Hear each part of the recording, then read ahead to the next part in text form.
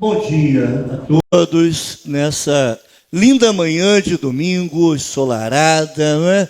Como é bom sentir esse calorzinho depois de meses e meses com um friozinho que não queria nos abandonar de jeito nenhum. Vamos orar, vamos continuar com a nosso estudo do livro do pastor Diogo Carvalho Batista, Por Convicção e Missão.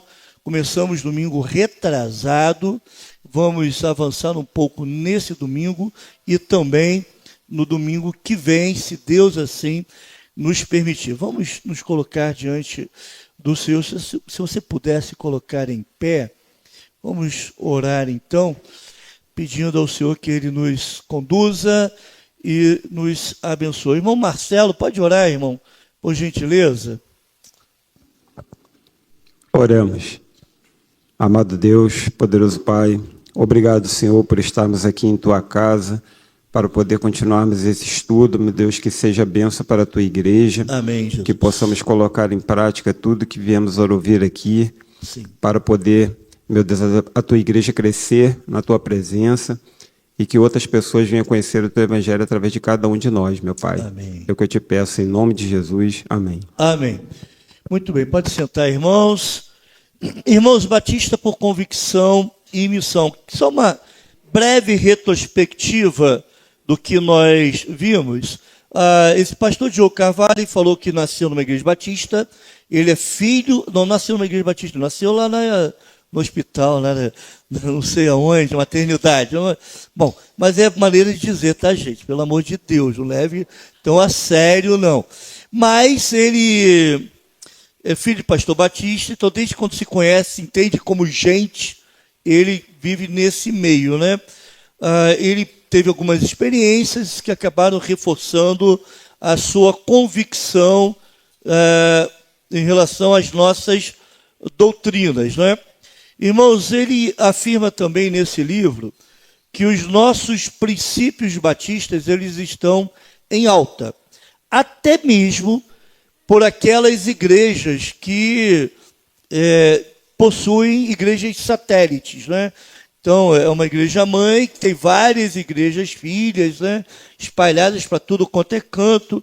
Então, é uma igreja-mãe que tem autonomia e, por ser autônoma, ela tem essas igrejas filhas. Mas nós entendemos que o ideal bíblico não é uma igreja sede e várias outras igrejas filiadas, porque cada igreja tem a sua autonomia, o seu poder de decisão é reconhecido pelo próprio Cristo, certo?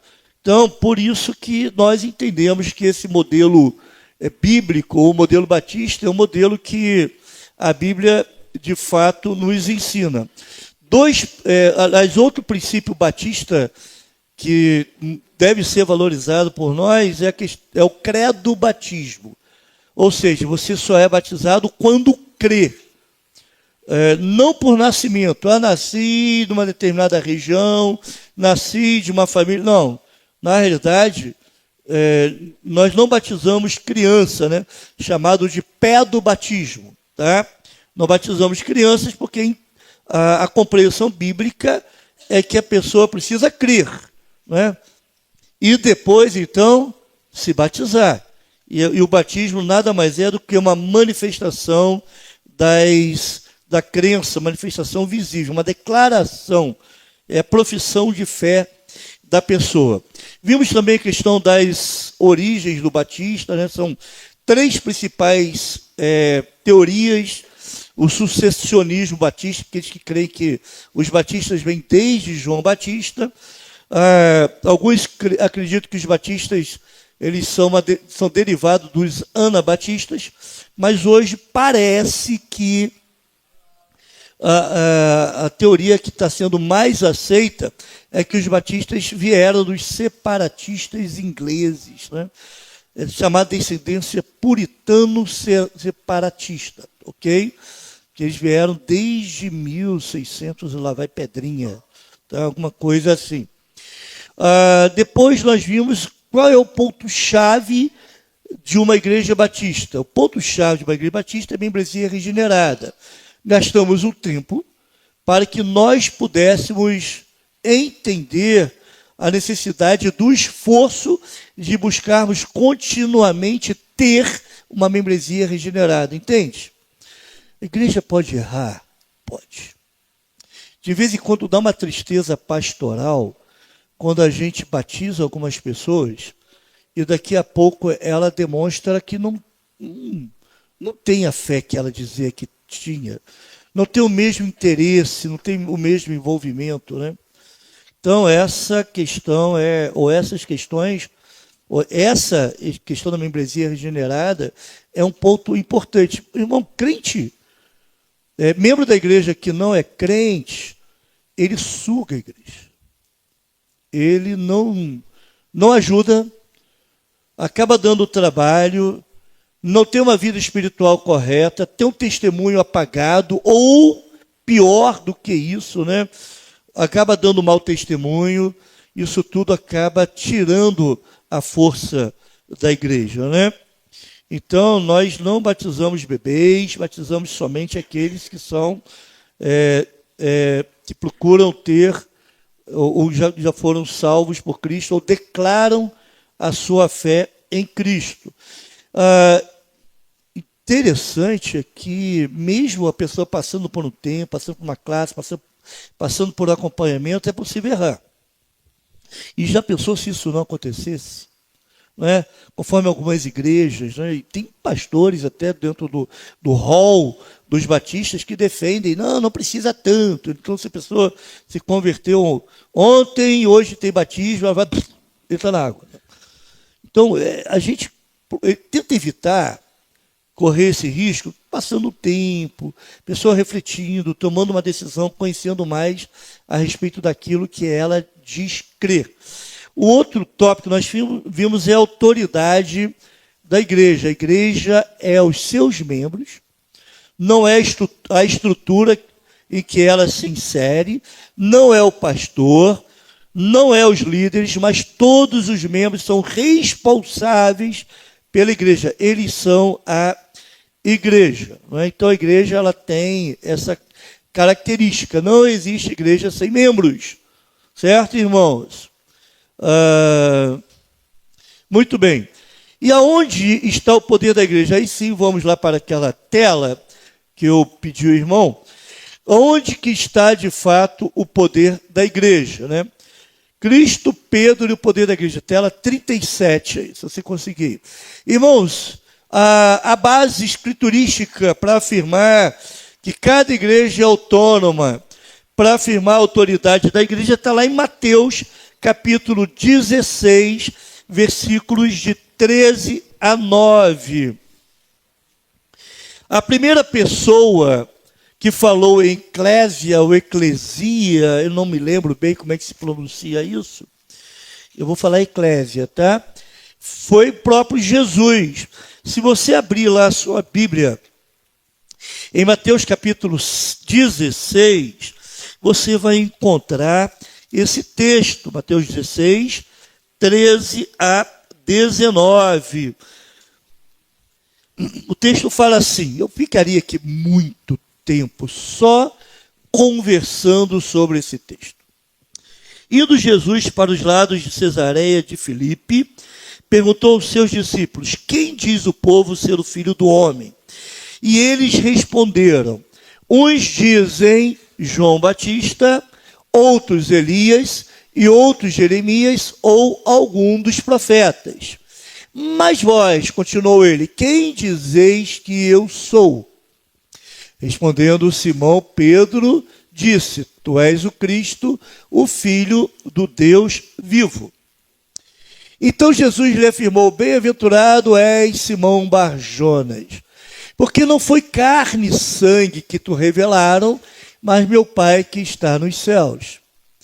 Também te digo que tu és Pedro, e sobre esta pedra edificarei a minha igreja, e as portas do inferno não prevalecerão contra ela. Dar-te-ei as chaves do reino dos céus. O que ligares na terra terá sido ligado nos céus.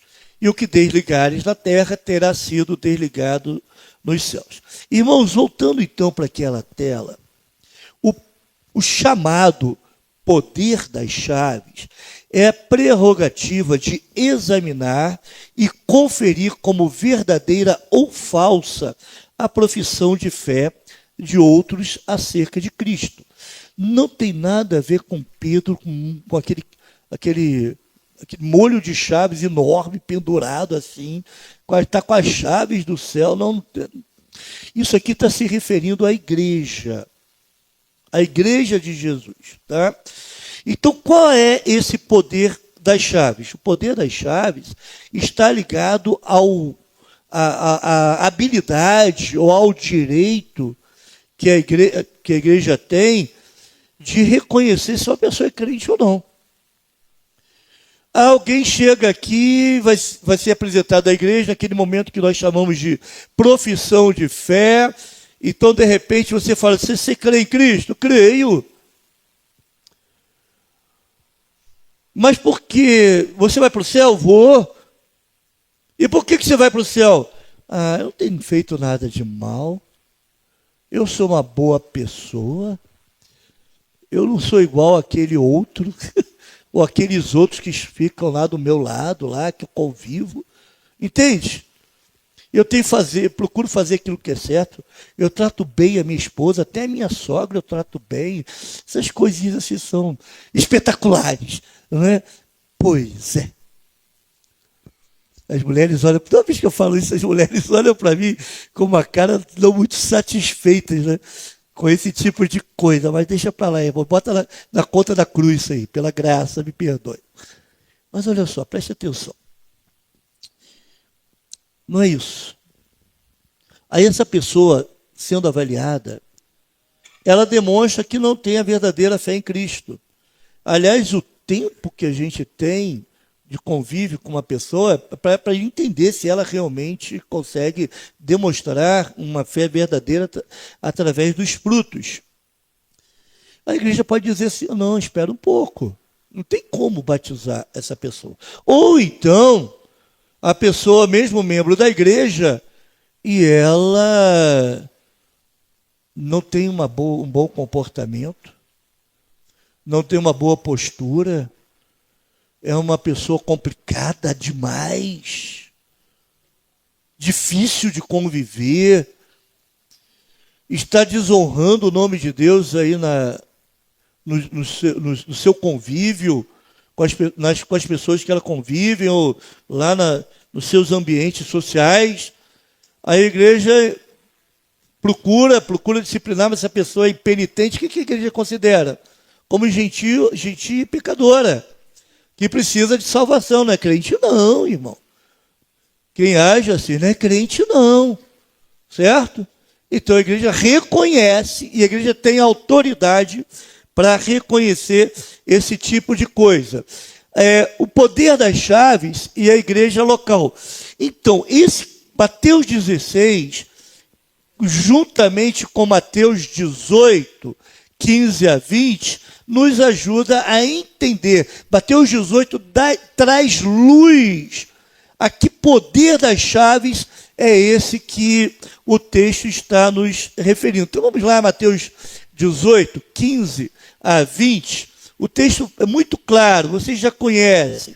Fala assim: se teu irmão pecar contra ti, vai arguí-lo entre ti e ele só. Também aquele tipo de texto que nós poderíamos ficar aqui muito tempo só conversando, né? Mas eu quero chamar a atenção para um fato, que quem procura é o ofendido, não o ofensor.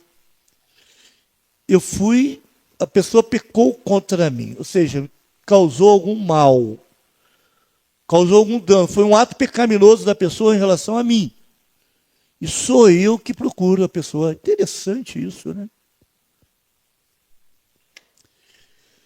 Vai arguí-lo entre ti e ele só. Se ele te ouvir, ganhaste teu irmão. Então, qual a primeira atitude?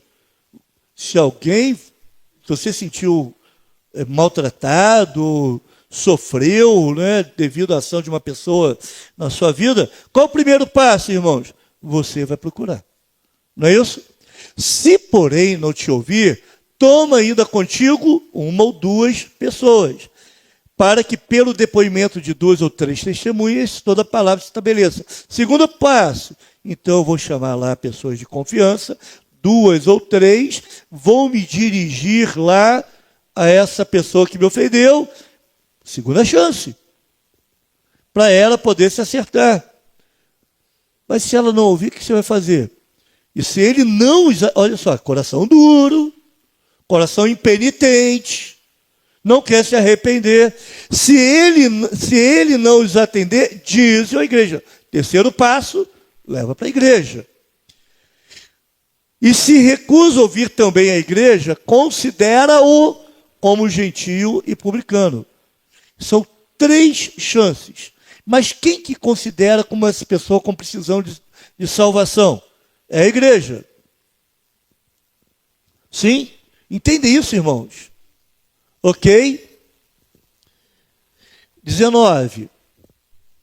Em verdade, também vos digo que se 2 dentre vós sobre a terra concordarem a respeito de qualquer coisa que porventura pedirem, ser-lhes-á concedida por meu Pai que está nos céus. Irmãos, esse texto aqui não está falando de culto, não. Algumas pessoas fazem, não, se 2 ou 3 estiverem reunidos ali eu estarei. Não, aqui não está falando de culto, não. Aqui está falando de assembleia para tomar uma decisão.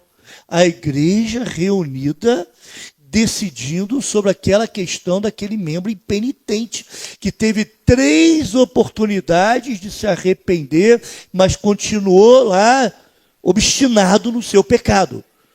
Estão entendendo, irmãos? Aqui está falando de disciplina, a igreja reunida para disciplinar. Sinto muito fazer com que vocês se frustrem, né? Se decepcionem por causa desse texto, da compreensão desse texto, né, tão equivocado ao longo dos anos. 20. Porque onde estiverem 2 ou 3 reunidos em meu nome, ali estou no meio deles. Para quê, irmãos? Para realizar a disciplina. Então, em Mateus 18, 15 a 20, as cortinas se abrem de vez para as verdades sobre as quais nós, batistas, fundamentamos nossa eclesiologia. Jesus introduz o assunto da autoridade da igreja local para separar quem é quem em seu reino, separar os pecadores obstinados dos arrependidos, e assim traçar os limites de quem pertence e quem não pertence a ele. Quem que faz isso, irmãos? É a igreja. Esse é o poder das chaves.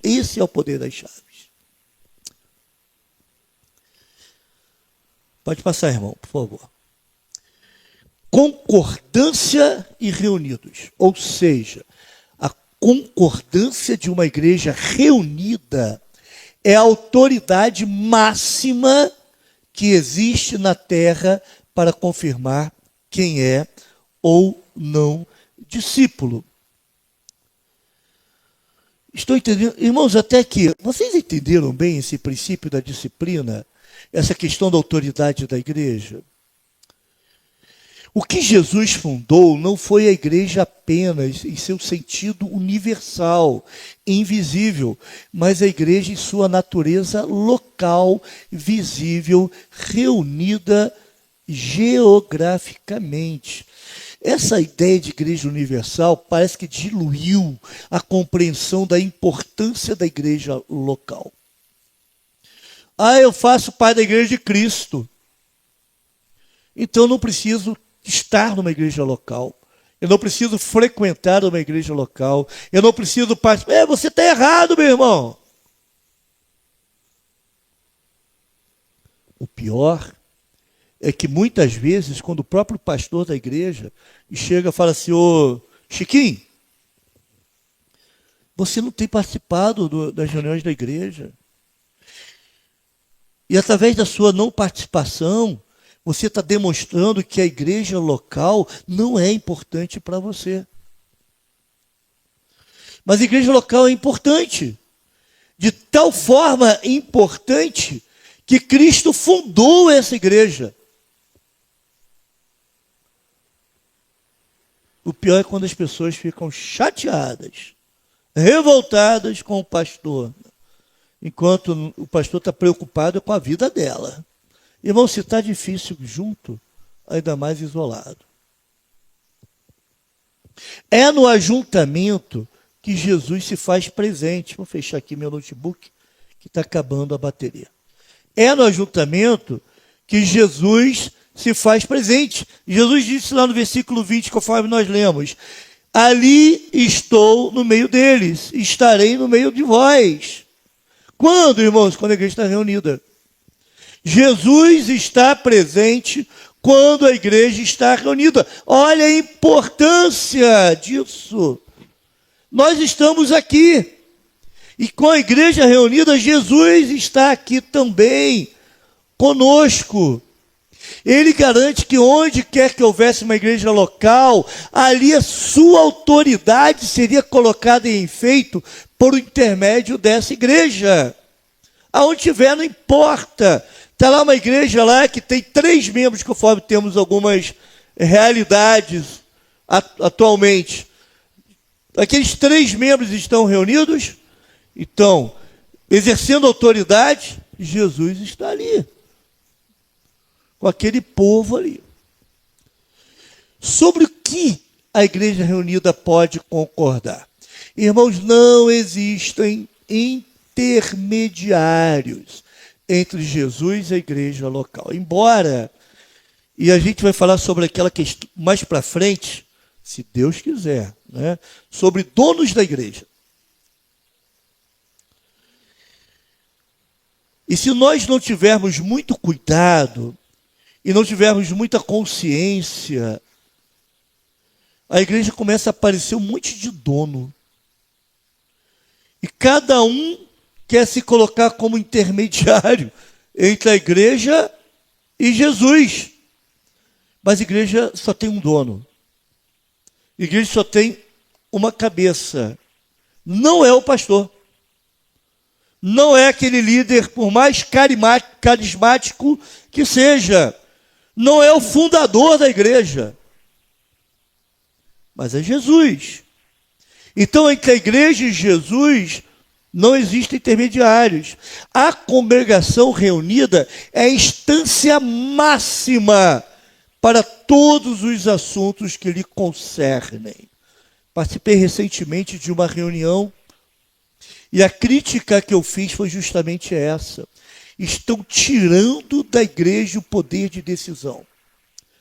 Um grupo de líderes reunidos estão se juntando numa sala e tirando da igreja esse poder de decisão.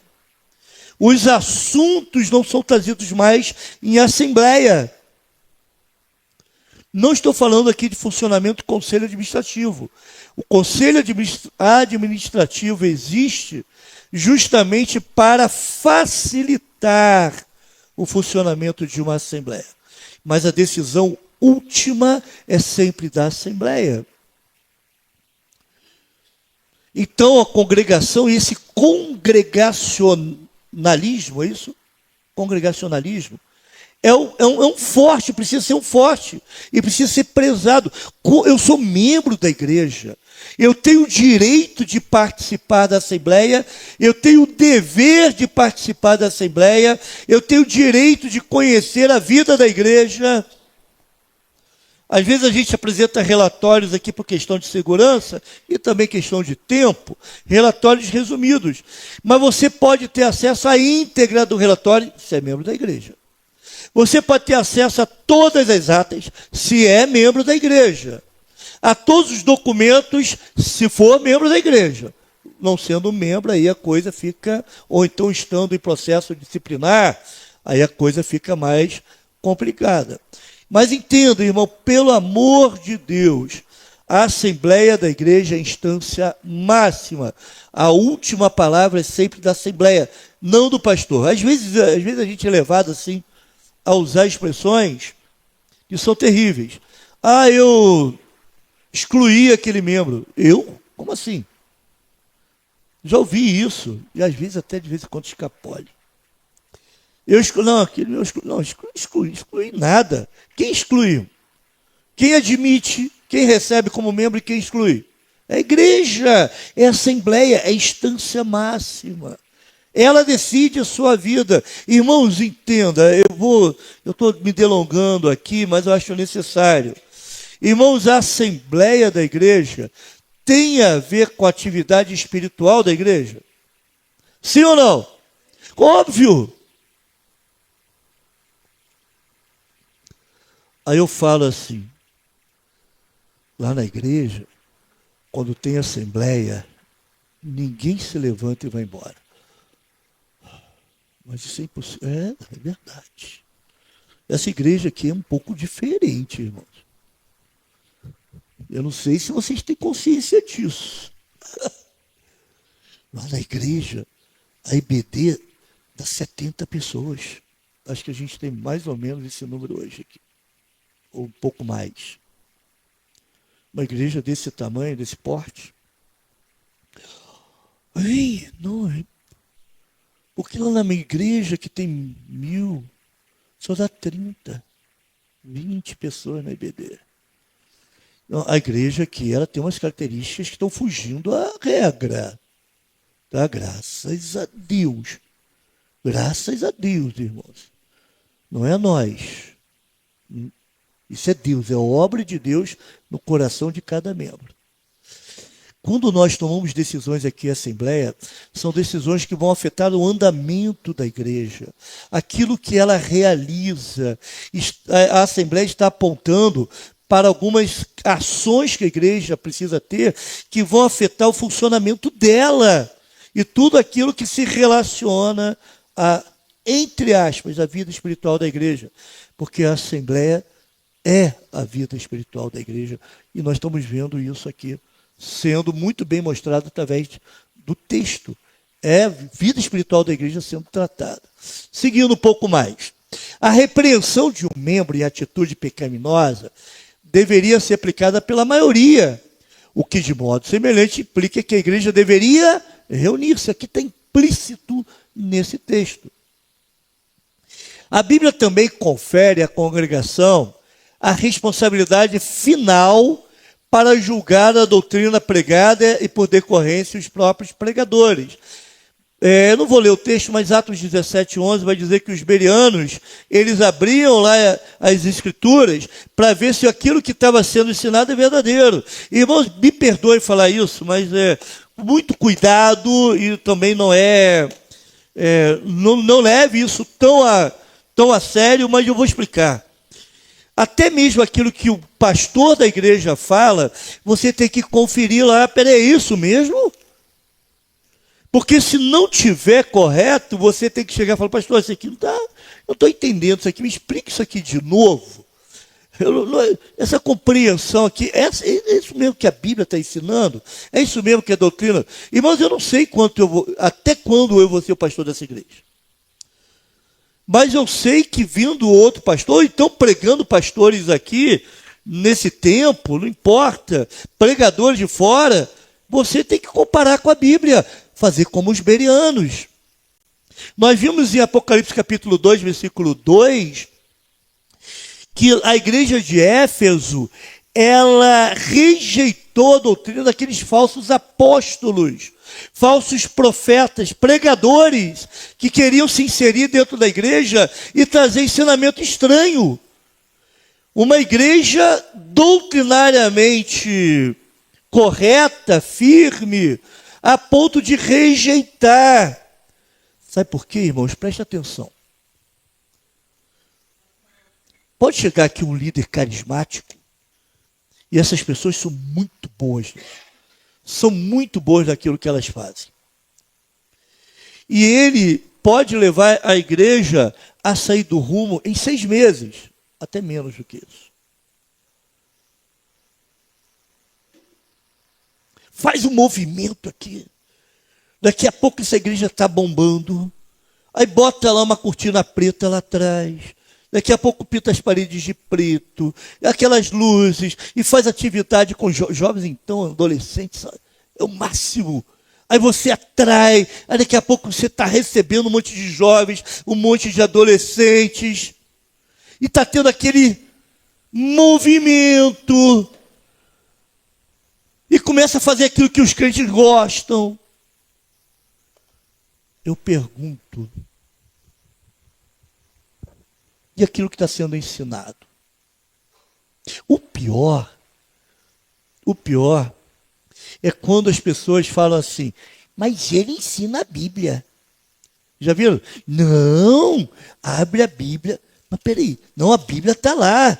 Não tem ensinamento bíblico. Gente, mas o que está sendo ensinado ali? Você está conferindo? Irmãos, eu posso falar de assuntos da Bíblia que vai agradar aqui a todo mundo. Daqui a pouco vocês vão estar em lágrimas. Isso é fácil produzir. Bota uma musicazinha de fundo. E eu vou falando aquelas palavras doces, né? Como é que é o nome daqui?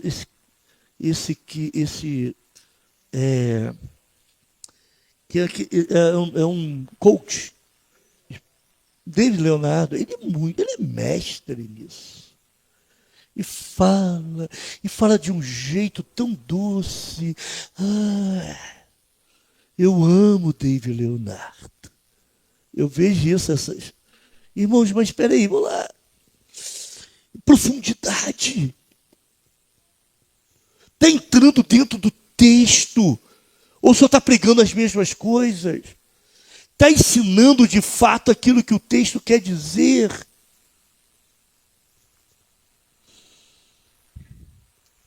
Então, a igreja precisa conferir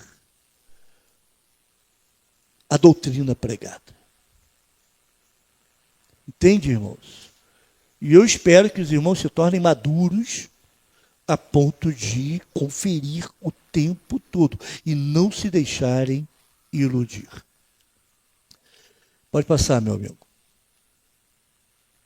A igreja local tem não apenas o poder, mas o dever de autogovernar-se. Isso é conferido por Cristo. Ao conferir autoridade à igreja local, Jesus espera que ela exerça a altura da seriedade que essa autoridade envolve. Não é brincadeira, irmãos. Quando nós estamos reunidos para decidirmos a vida da igreja, isso não é brincadeira. Embora de vez em quando o pastor solte algumas coisas na assembleia, mas para quebrar talvez aquela formalidade toda, né, para que também as pessoas não se sintam assim muito endurecidas, né? Mas não creia que que esteja olhando aquilo com falta de seriedade. Não é isso não, tá, gente? Aliás, eu comento com algumas pessoas mais próximas que tem 2 momentos na igreja que eu fico bastante nervoso. Uma é a assembleia da igreja, que a gente não sabe o que vai acontecer, a igreja é reunida, não é? Não sabe que tipo de situação vai ser levantada pela assembleia e a gente precisa ter uma solução para aquilo. E a outra é quando tem culto de final de ano.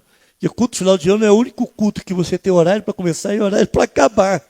E você tem um culto longo, com várias partes, irmão, já acredito, quando daquela meia-noite, eu vou para a gente ora, todo mundo ajoelhado aqui. Irmãos, é um alívio que dá. Coisa boa. Agora é aproveitar o que vem depois, né?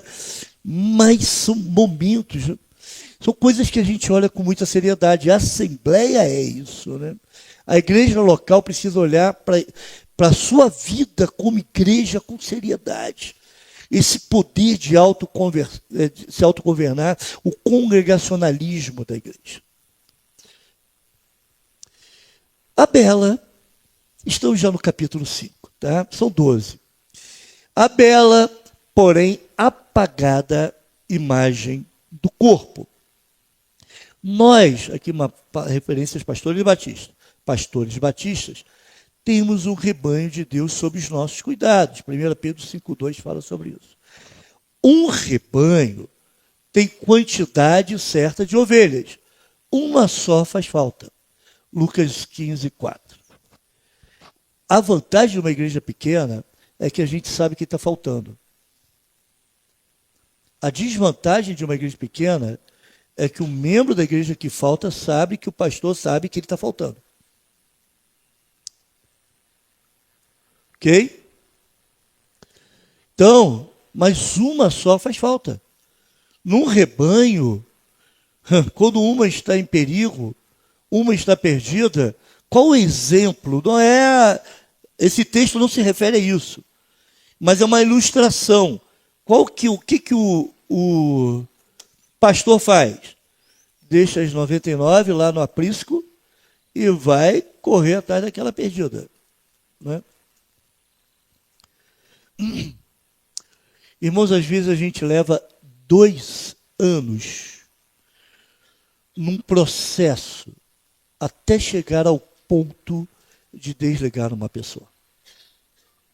Pessoa procurada, oportunidades são dadas, a gente conversa, a gente coloca, outros membros da igreja se envolvem no processo até o momento em que não quero, decido, e a pessoa mesmo assume que ela não quer mais. Mas essa pessoa é procurada, porque faz falta. Um membro da igreja faz falta. Numa igreja reunida para decidir questões, um membro da igreja faz falta. Paulo deixa nítido em 1 Coríntios 5,12 que as bordas do reino não são degradê. Vamos lá em 1 Coríntios 5,12. Eu não estou lembrando qual é esse texto agora, irmãos. Por isso, pois com que direito haveria de julgar os de fora? Não julgais vós os de dentro? Aqui está falando sobre o poder da igreja. Mas também está dizendo o seguinte, nós precisamos julgar. O problema é que nós sempre achamos que precisamos ser tolerantes. Temos que tolerar. As bordas do reino não são degradê. Em outras palavras, é preto e branco. Ou é, ou não é. Ah, mas aquele camarada é mais ou menos. Não existe mais ou menos no reino. Ou você está no céu ou vai para o inferno. Ou você é membro ou não é. Ou você assume o compromisso com Cristo, ou então assume que não quer nada com Cristo.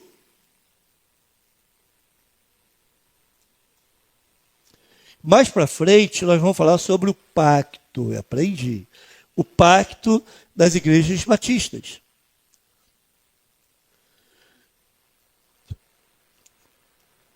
Quem aqui, quando se tornou membro da igreja, ou quando se batizou, assumiu um pacto? Por favor, levanta a mão. Então, você não se tornou membro da igreja sem saber das suas responsabilidades. Você assumiu um compromisso. Não existe, eu estou, mas não estou, eu vou quando der, eu vou quando não dá, quando não dá não vou, eu faço isso. Irmãos, me permita, por favor, eu vou contar com a paciência, com o amor, compreensão dos irmãos. Quando a gente abre mão de estar na igreja, de participar disso daqui que a gente está vivendo hoje, ou deixa de participar de momentos como nós vivemos ontem, foi bênção, não foi, irmãos? Foi muito abençoador. Quando você abre mão disso, você está tendo prejuízos. Interessante que o diabo ele vai nos ofertar com aquilo que a gente gosta. Tem uma reuniãozinha de família no domingo, no outro domingo tem um aniversário que eu preciso ir, no outro domingo tem um passeio do filho, no outro domingo, daqui a pouco você, se você contar no ano, quantos domingos você ficou fora, você vai ver que dá mais de um mês nada. Dá muito mais disso. Um mês são 4 domingos só.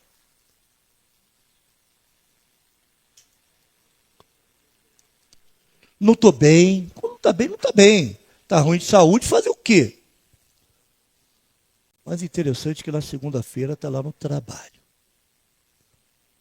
Ou está lá na escola. Aí é complicado. Estou sendo muito severo, perdoe. Estou sendo severo demais, né, pastor? Tem pastor muito severo.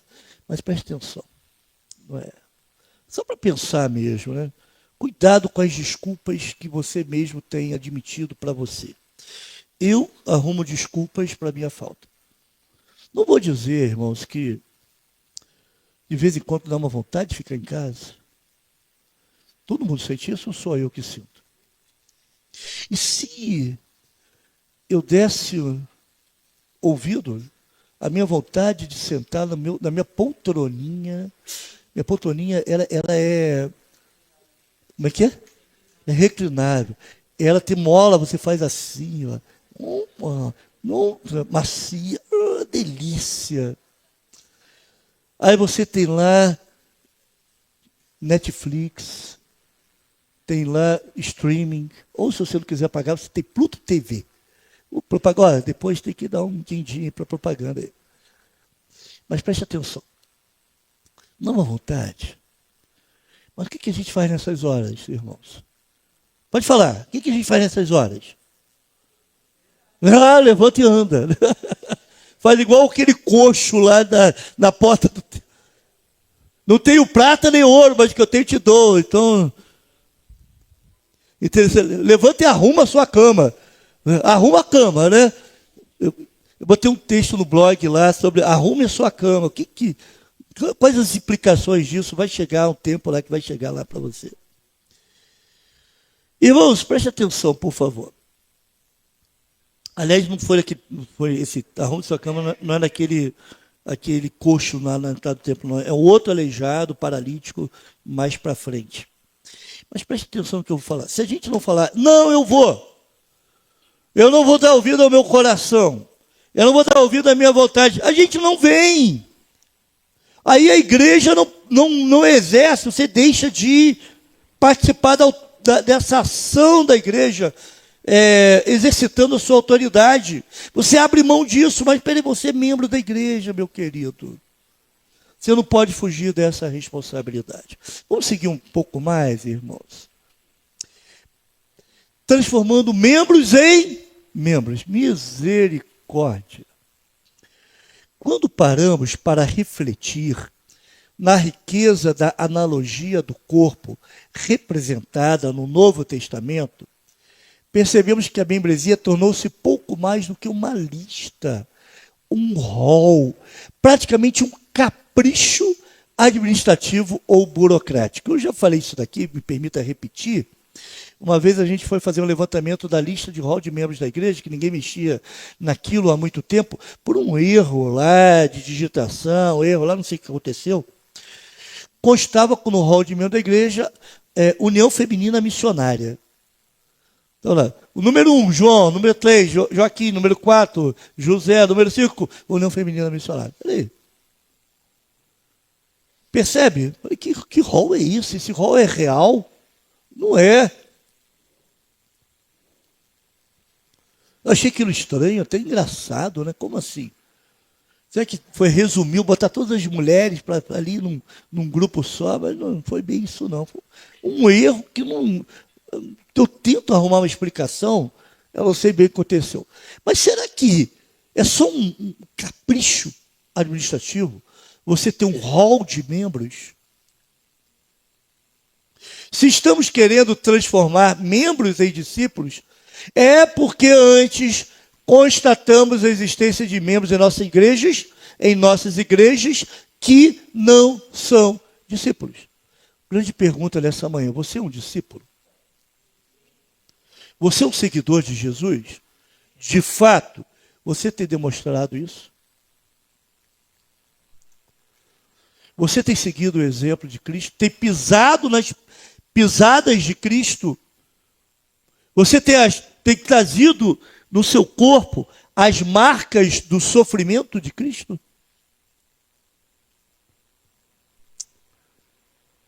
Infelizmente, devido a erros no processo, muitos crentes não foram discipulados.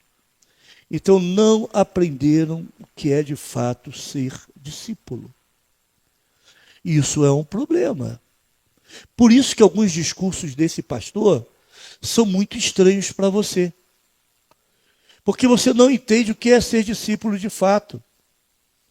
Aí o pastor fala algumas coisas que são extremamente óbvias. E você fica lá viajando na batatinha, contando quantas pessoas de camisa branca tem dentro dessa igreja, contando quantas lâmpadas tem no teto. Certo? Ok? Estão entendendo, irmãos? Bom, seguindo. A membresia é o barco do discipulado de uma igreja local. É o rebanho, ou melhor, é a própria igreja. Não deveria haver intrusos. Na arca de Noé entrou intruso, algum intruso lá? Na igreja também não deveria ter intruso, irmãos. Pode até ser o associado, juridicamente falando, mas não é um membro, no melhor sentido da palavra.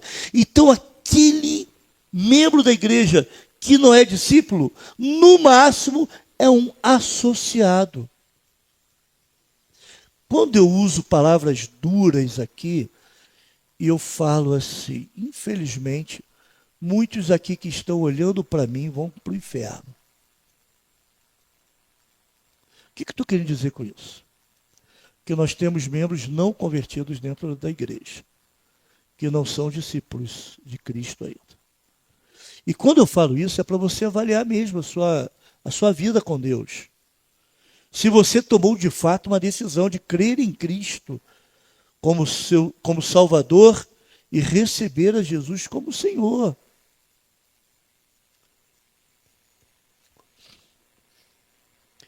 Pode passar, por favor. Vamos seguir. O erro do discipulado opcional. Isso é muito interessante. O texto de Efésios, capítulo 4, versículo 13, diz o quê, irmãos? Vamos ler juntos. Até que todos cheguemos à unidade da fé e do pleno conhecimento do Filho de Deus, ao estado de pessoa madura, à medida da estatura da plenitude de Cristo. Irmão, ser membro implica crescer junto com o corpo em direção a parecer-se cada vez mais com Jesus. Ser membro é isso. É possível o corpo crescer e o pé ficar do mesmo tamanho quando tinha 3 anos de idade? É possível o corpo crescer e a cabeça continuar diminuta, né? Sem crescer? Aí tem 2 partes do corpo que crescem conforme a idade, né? É nariz e orelha, né? A gente vai crescendo, a nareba vai ficando grande e a orelha fica parecendo um dumbo, né? Mas é possível, irmãos. Então, na realidade, na realidade, quando o corpo cresce, todas as partes do corpo devem crescer juntas, a fim de que todos os membros da igreja venham se parecer cada vez mais com Jesus. Essa é a proposta bíblica para o crescimento da igreja, para o exercício dos dons dentro da igreja. A pergunta que eu faço é a seguinte. Aliás, são 2 perguntas. A primeira, e eu vou pedir que os irmãos respondam. Como igreja, nós temos crescido? Não estou falando numericamente, pelo amor de Deus. Como igreja, temos crescido? Sim. A segunda pergunta que eu faço para você. Você tem crescido junto? É complicado. Porque se você não tem crescido junto, isso pode ser um terrível sinal de que você ainda não é membro da igreja. É somente um associado. Mas pode significar algo pior. Pode simplesmente significar que você não é crente ainda. Que você precisa se arrepender dos seus pecados e crer em Jesus como seu Salvador. Quem sabe nessa manhã alguém queira levantar a sua mão e dizer, eu quero a Cristo. Não vou fazer esse apelo. Mas dá uma vontade de fazer apelo algumas vezes. Mas você precisa crer em Cristo, meu irmão. Receba Cristo no seu coração. Quem estava aqui ontem viu o pastor Jorge pregando. Eu até comentei com o pastor Leonardo, né, que trabalha com Libras também. É impressionante, eles são objetivos e diretos. Não tem meio termo. Eles vão falar, você precisa de Cristo. Você precisa crer em Cristo. A Bíblia é a palavra de Deus. Ele usou assim, você precisa crer na Bíblia, usou a própria Bíblia. Eu acho isso fantástico. Mas é isso. O que a gente precisa de Cristo? Você precisa de mais alguma coisa nessa vida? Precisa de Cristo. É o que nós mais precisamos. Mas quem sabe alguém aqui nessa manhã, membro da igreja ou não, precisa de Jesus. Precisa se arrepender dos seus pecados, se reconhecer pecador e falar, Senhor Jesus, eu preciso de Ti, eu confesso os meus pecados, confesso a minha necessidade de perdão, eu me arrependo dos meus pecados, entra na minha vida, eu quero ser de fato um seguidor Teu. Toda vez que mantemos na lista de membros de nossa igreja alguém que não faça questão de parecer-se com Cristo e, embora exortado ou discipulado, permaneça inerte em seu crescimento espiritual, contribuímos para embaçar a imagem do corpo. Irmãos, isso é muito grave.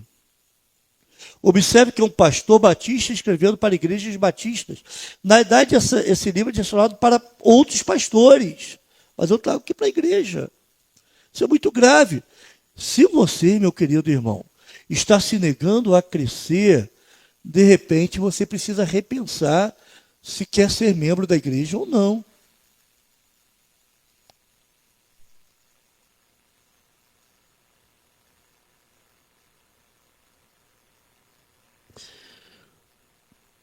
O que eu penso a respeito de crescimento de igreja? Eu penso, estou falando agora numericamente, falando que a gente não pode ter medo de crescer numericamente. Se Deus quiser, vamos até chegar ao final do ano com 100 membros. Tá? Mas o que eu penso sobre o crescimento numérico da igreja? A igreja crescendo de forma orgânica, natural, sem abrir mão de princípios. A igreja não precisa deixar de ser conservadora para que cresça. Eu gostaria muito que Deus desse a graça para essa igreja crescer. E outras igrejas que estão sendo tomadas por modismos, por modernismos, possam ver, é possível uma igreja crescer e ser bíblica ao mesmo tempo, sem abrir mão dos seus costumes.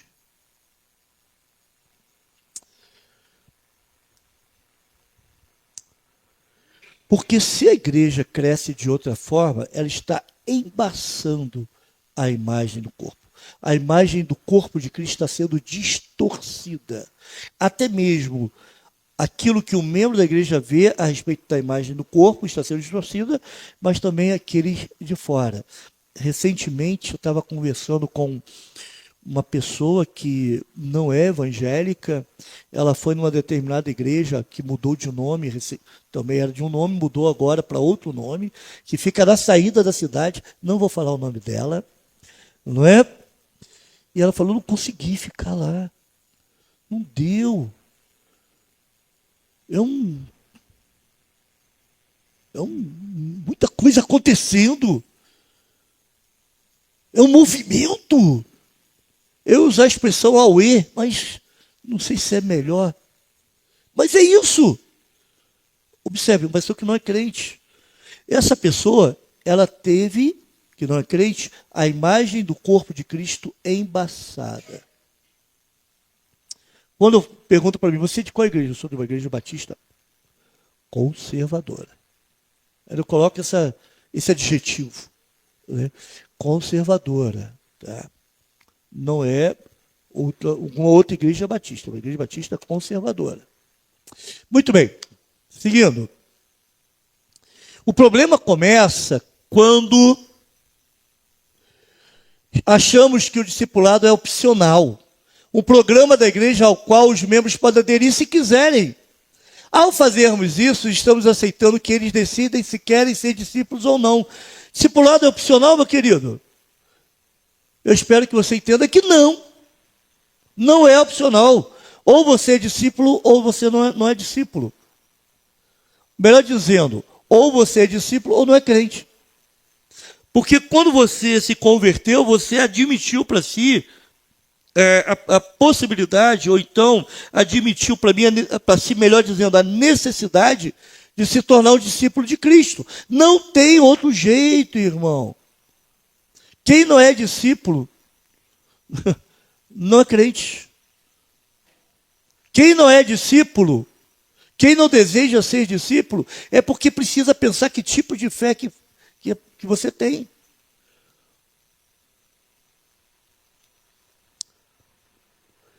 Membresia pactuada. Esse é um assunto que dá pano para manga também.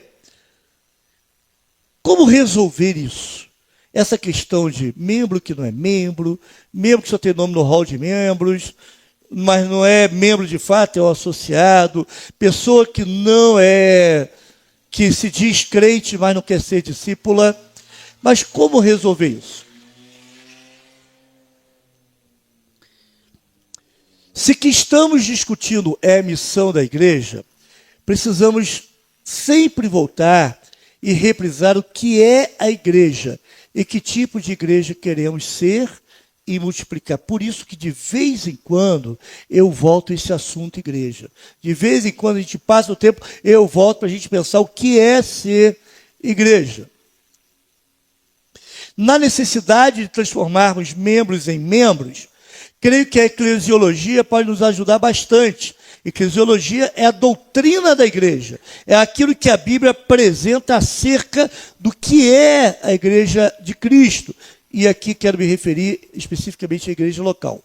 Uma das formas de sermos ajudados é recordar a importância do pacto de membresia que eu perguntei aos irmãos se vocês reconheciam, lembravam desse pacto. O pacto de membresia. O que é esse pacto? Qual a importância desse pacto? O que esse pacto pode nos ajudar nessa questão de tornar membro? Não é? Se tornar crente ou tornar uma pessoa membro, uma pessoa associada como discípulo de Cristo. Irmãos, isso nós vamos ver na semana que vem. Tá? Se Deus assim nos permitir. Tá? Se Deus assim nos permitir.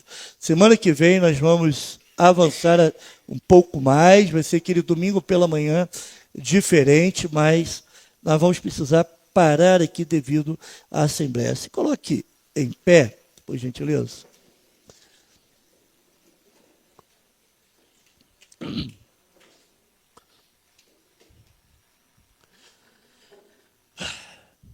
Deus, como é bom estar na tua casa. Como é bom estarmos juntos como igreja. Mas que tu nos ajudes, ó Pai, eu te peço, a tomarmos consciência dessa importância e também tomarmos consciência do que é sermos discípulos de Cristo, do que é sermos membros de uma igreja. Eu acredito que esse estudo venha nos despertar, venha tirar a poeira das nossas memórias, do compromisso que assumimos diante de Ti, ó Pai. Quem sabe venha nos ajudar a refletir sobre a nossa condição espiritual, ó Deus, se estamos realmente ou se temos de fato um relacionamento contigo. Ó Deus, venha, por favor, nos ajudar. Venha, por favor, nos socorrer para que possamos, como igreja, ó Deus, fazer a tua vontade, sermos a igreja, o corpo de Cristo que tu queres que nós sejamos. Em nome de Jesus. Amém. Amém.